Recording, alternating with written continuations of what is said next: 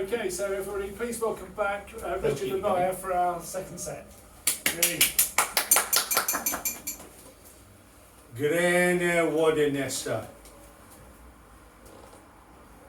A year or two back, in an Oxford pub, I heard this story.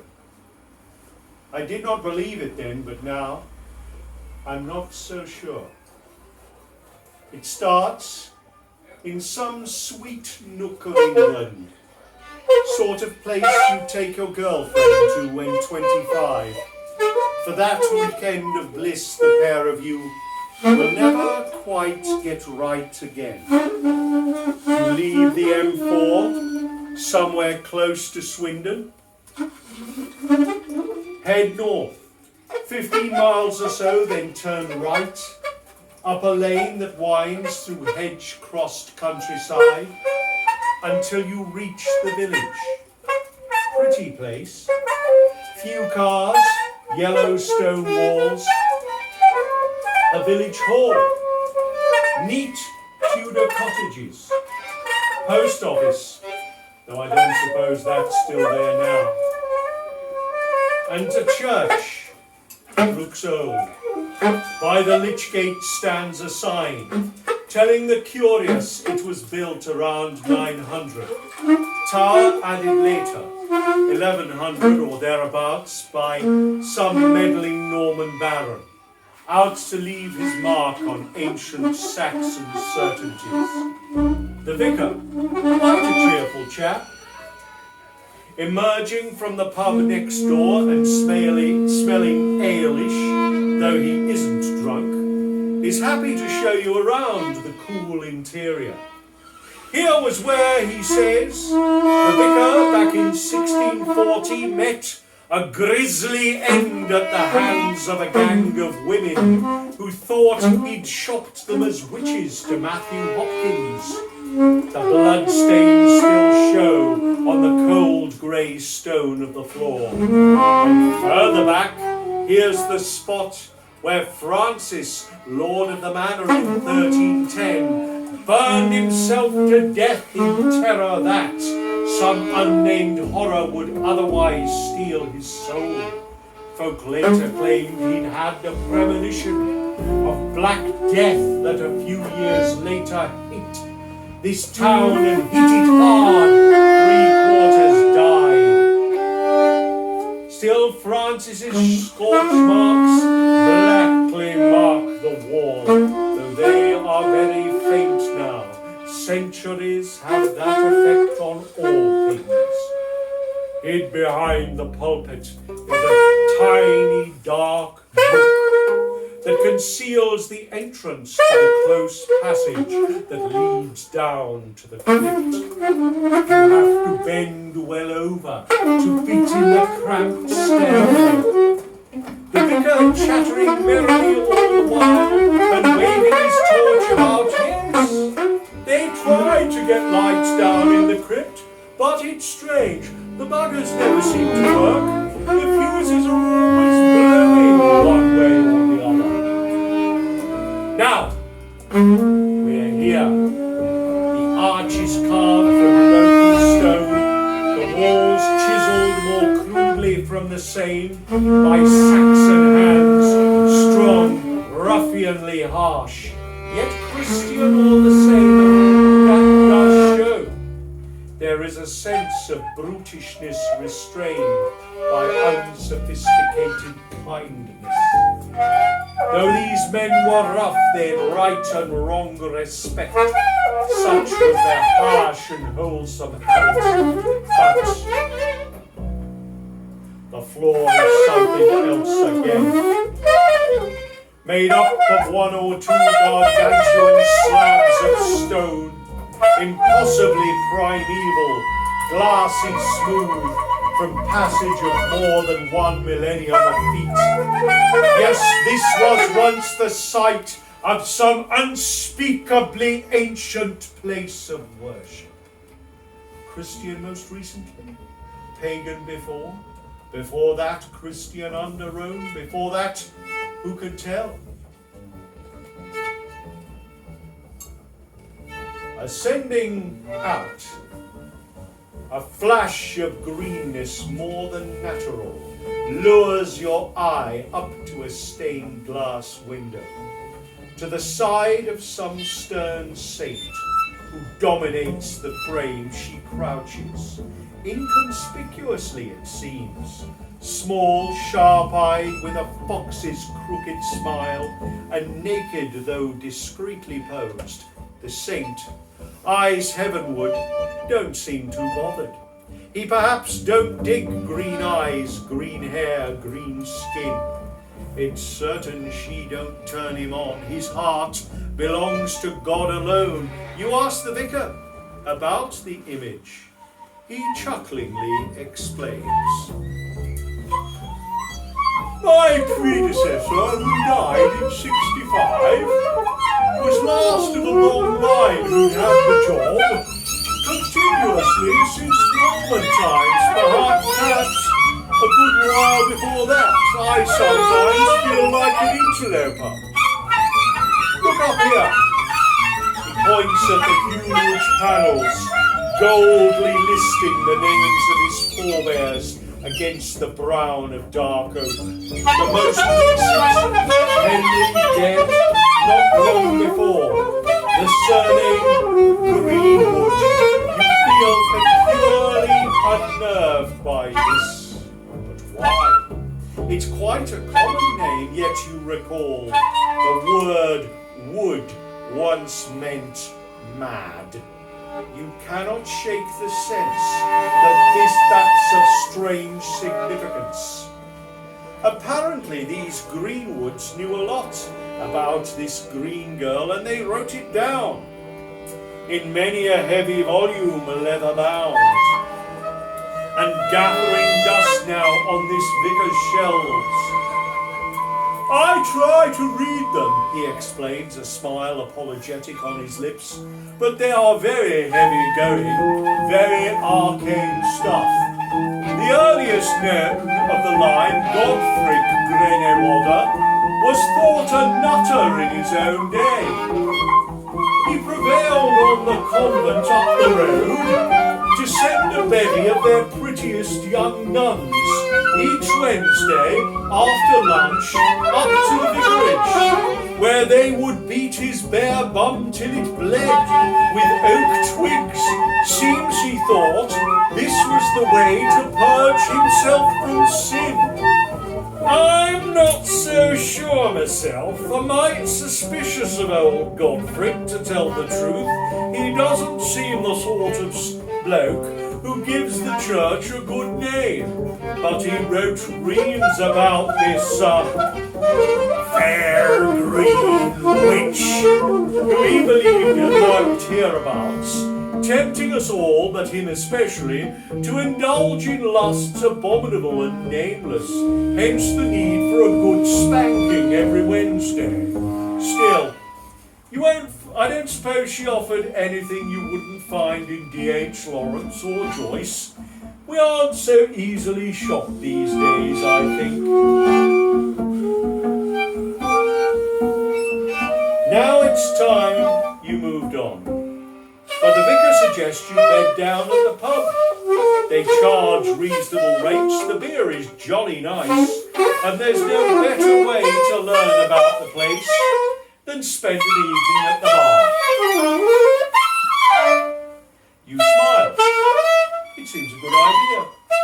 You stroll across the low doorway, go in, then make your arrangements, drop your stuff off, then you roam around the village, taking in its sunlit evening quaintness. Bird song bright the air, cirrus speck the blue. It all seems too good to be true.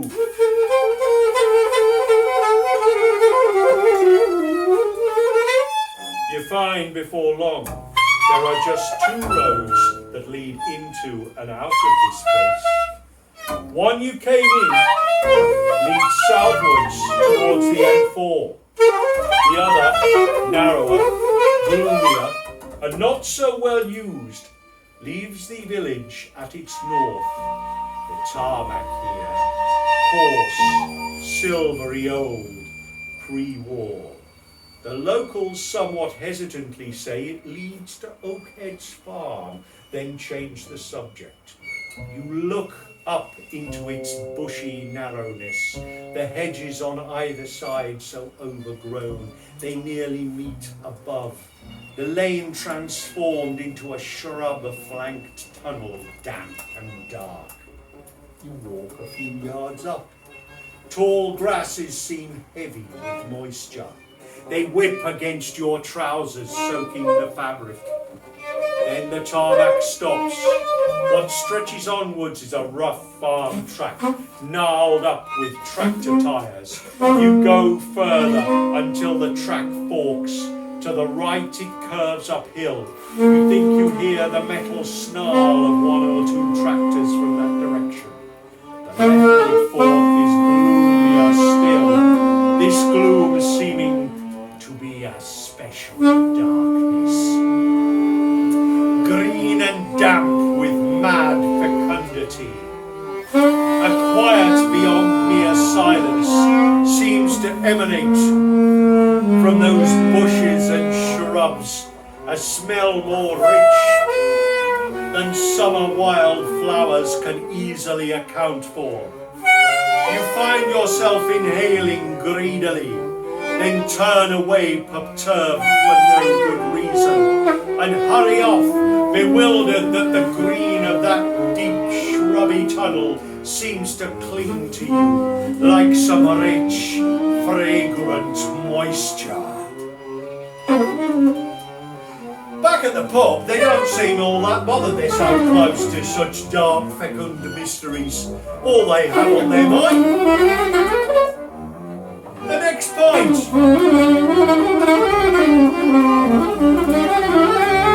Truth to tell, they do good stuff here. Once again, I guess that will have changed a few years on. The place will serve carling like everybody else. When you mention the road north, they look uneasy, but more out of embarrassment than fear.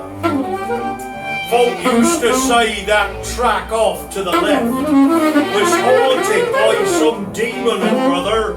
It was bollocks. A few too many points, that's all. You're not the first to ask about it, though. Years back, some nutter came here. Rowley was his name, or Crow, I forget.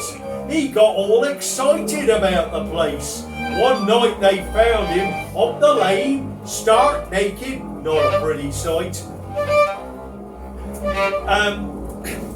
Doing some kind of dance, the dirty bugger. A pitchfork fork up the arse was all it took to send him back to London. Laughter, beer, more beer, more laughter. So the evening passes. When you crawl upstairs, sometime after 12, you're hammered. The locals, still at it, are roaring. You hit the cool hard bed and you're out.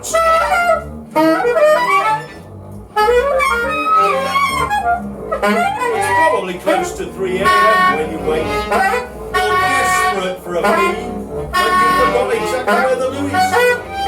So you go out into the cool pre-dawn and find a tree. Then look about.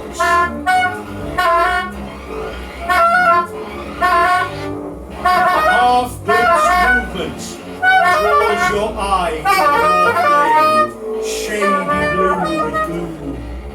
You realise you didn't undress. Oh well. Clothes dropping, stinking, you walk to the lane. Was there really movement? Night's colourlessness makes it hard to tell. And yet you're sure you saw something up there.